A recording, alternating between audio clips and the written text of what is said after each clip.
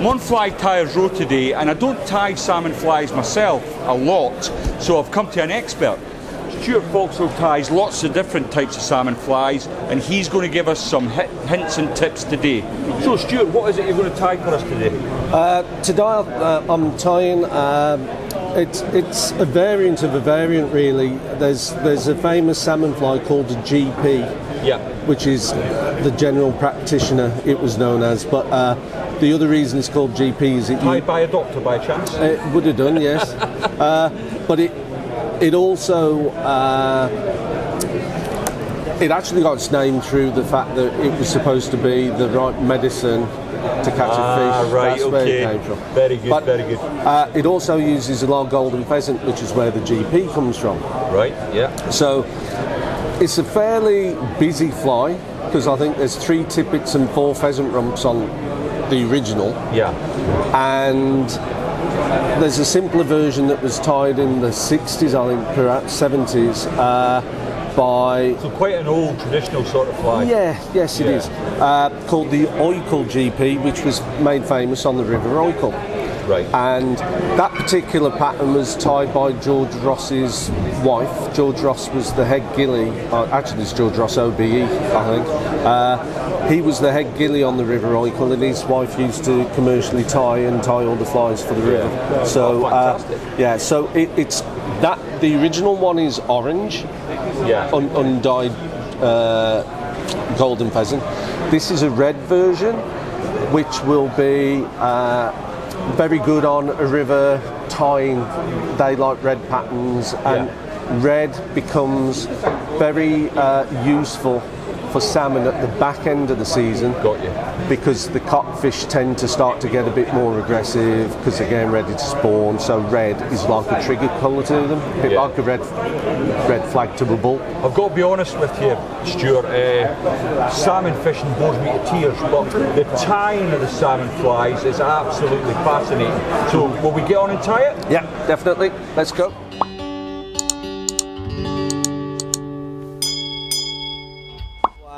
This is going to be a red version of an Oikle GP, and I'm going to be using white thread.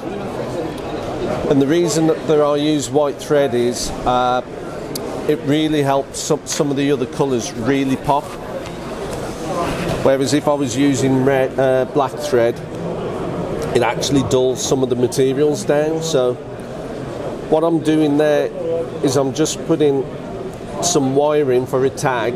Yeah.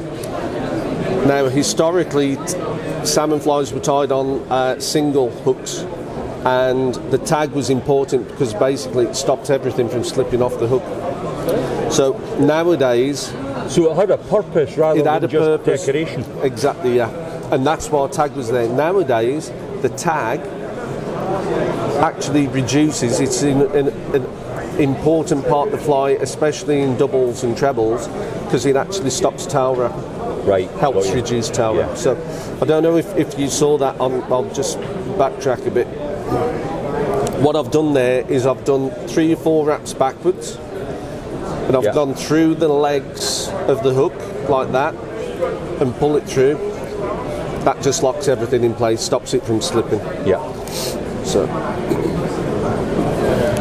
Yeah, I know what you mean about the white thread, and I think a lot of tyres, they've got one colour of thread, and that's what they tie with. But you've got to be mindful of the materials you're putting on top of the thread. Yeah. And a lot of salmon flies. Remember, salmon don't actually feed, so a lot of what we do for salmon is either to raise its interest, so that it grabs the fly to see what it is, or just through aggression. So a lot of our materials are chosen to be translucent, really. So the one thing you don't want to do with salmon, well, all flies, let's be honest, is overdress a fly. Yeah. It's probably the worst. Because it cuts down on the mobility as well, doesn't it? Yeah. So this is just red bucktail that I'm just getting to length with my finger and thumb. I see a lot of people use hair tappers to do bucktail tails. On salmon flies? Yeah. Oh, okay. And it looks neat, and they take great photos, but they're not actually that good for fishing, because if you imagine you're trying to get a nice taper to the fly, and if everything's the same length, it just looks blocky. Well, I've got a friend actually who used to be a gillie on the Killarmoney stretch, and he said what he looked for in a good salmon fly was a teardrop effect when it was wet. Yeah, exactly. Okay, so yeah, if you can see, that's got a nice taper to it, and that's what you want. It'll add life to the fly in the river current, and hopefully it'll be partly that attracts fish. So for a little bit of flash, we're going to use some UV Crinkle Flash, and I've just doubled that up to the same length. I'm not going to go all the way to the back end once again, because I just think it looks better with a bit of natural taper there. And sometimes you can get fish that want to nip at the flash, like trout do. So tail nipping. Yeah. So I'm not going too far back with that. Just snip that off.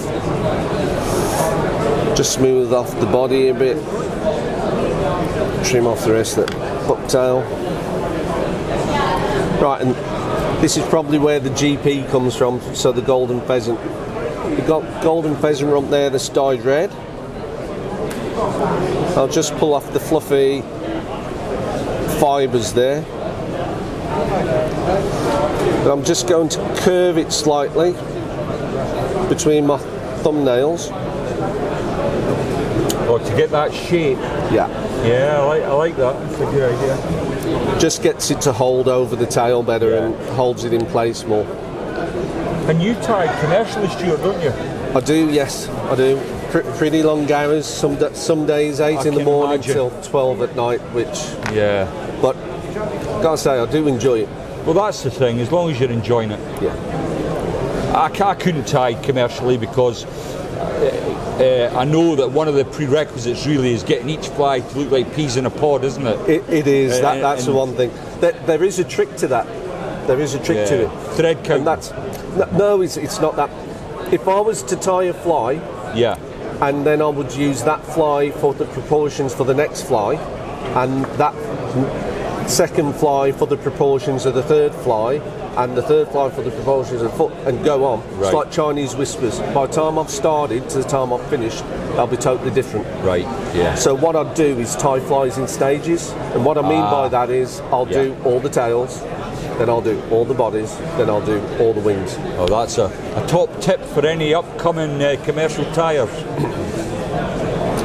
Cock hackle, and I'm going to tie that in by the thick end of the stem, and the reason I'm doing that is this fly looks a bit shrimpy, and if you look at a shrimp, usually you've got the legs and the feelers at the back end of the fly, and then you've got legs, and the legs sort of go long and start to get shorter at the tail. That's exactly what we're going to be doing with this. So just snip that off. So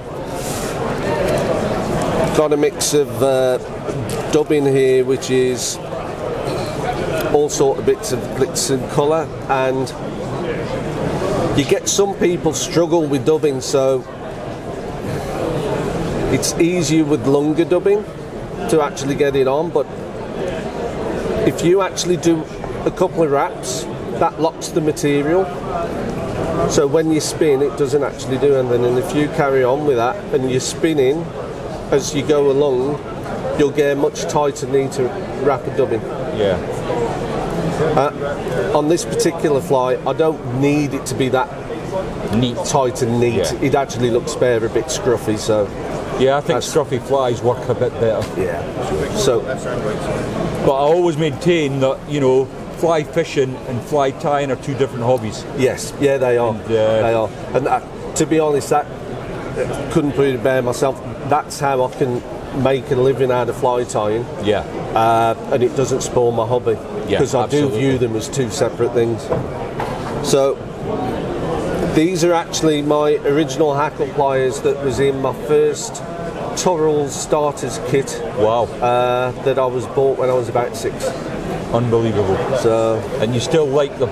Yeah, it's just what you get used to. I'll pick up. They're probably better pliers, but I just don't like them because I'm used to this. So that's just. You do grow attached to tools. You do. I use, and for no other reason that I really like them, the C&F Hackle Pliers. Yeah. And I like the rubber ring. I just like it. It's what you get used to. Yeah, I enjoy using it, and it came with a kit my wife bought me some years back, and it's probably the only thing that survived, to be honest.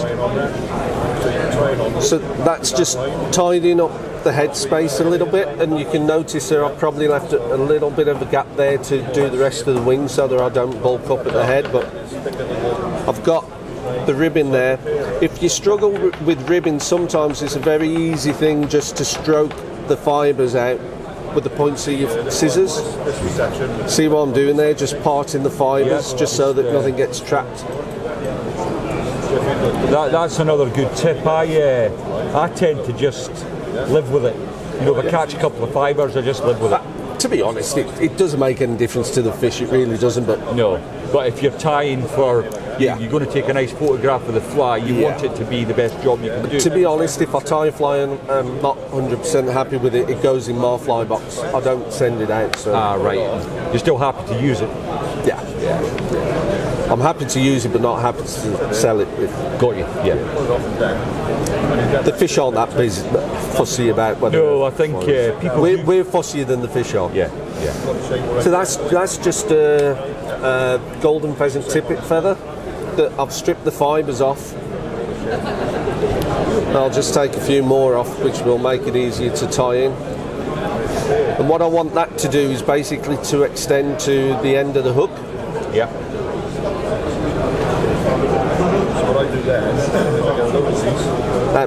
That's cocking up a little bit, so what I can do is called breaking the back. Yeah. When you see some salmon flies and you want a nice low wing, what people do is break the back, and you can do it with squirrel tail, any sort of fur. If you rub your fingers up against it, see how it's bumping? Yeah. Increasing. Watch how this will lie flat now. Sitting a lot lower down. And just to finish off, just to give it the shell back like a shrimp would have, go in with it. Is that golden pheasant tail again, Stuart? Rump, yeah. Dyed red. Do you dye your own or do you buy them? I buy them. I think if I started dyeing as well, I think the missus would kick me out of the house, if I'm honest. So I've got a little pot that I use for just very basic stuff. I mean, I don't dye feathers, but frits, I'm happy enough to dye some frits. Yeah. I think I've played about with goose biots, but I wouldn't want to ruin a cake, you know what I mean? Well, the funny thing is with feathers as well and fur, it's a lot more technical because it depends on what the animals have been fed on, and if they've been eating a fatty food, which a lot of animals are now to grow them on quicker, it's actually harder to dye because they take some of that grease and fat into the fur and feathers. So I've learned something new today then. I don't dye, that's just what I'm told from guys that dye. It's a bit trickier than... it's just a different skill set. It is, yes. It is. And I realised that from making videos actually. It's one thing to film a video, it's a completely different thing to present a video. Yeah. And then it's another different thing editing a video. Yes. So I've been... Yeah. The various processes, although they're interesting, they can be quite challenging. So for the head here, what I'm going to do is just super glue the thread, and I'm just putting the tiniest bead of super glue there. A lot of commercial flies, what happens is people dab the super glue straight on, and people don't realise that any fur or even the fibres on a feather are actually hollow, and through capillary action like a straw, those hollow fibres suck up the super glue and then they become really stiff. And they become brittle and stiff. And when you cast with these commercial tied flies and they fall to pieces after 5-10 casts, it's not actually that they're badly tied, it's the super glue that's sucked up and they crack off. So that's another really good point actually. I do the same with the super glue on the thread rather than onto the... You can control the application of it a lot better, and because that's exactly where I want it, it's not going to be sucked up by too many of the fibres. It'll just keep everything nice and secure.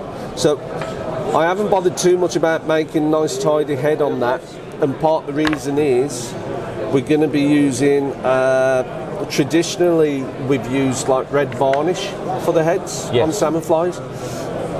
Nowadays, to get a nicer, brighter head, it's actually easier to use glow bright.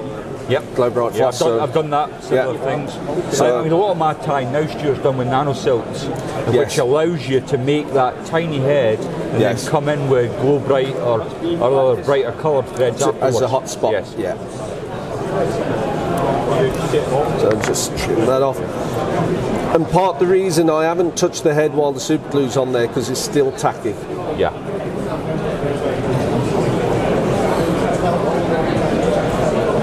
I mean, that's just a normal 3-turn whip finish there, just to finish that off. But that gives a nice clean head.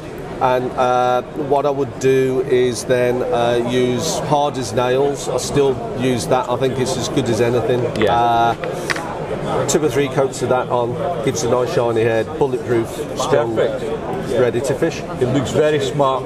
Stuart, thanks very much for taking the time to explain, mate, and I really appreciate it, and I hope the audience enjoy it. Thank you. Thanks very much for asking, Lindsay. Nice to see you. Cheers, mate. Thank you.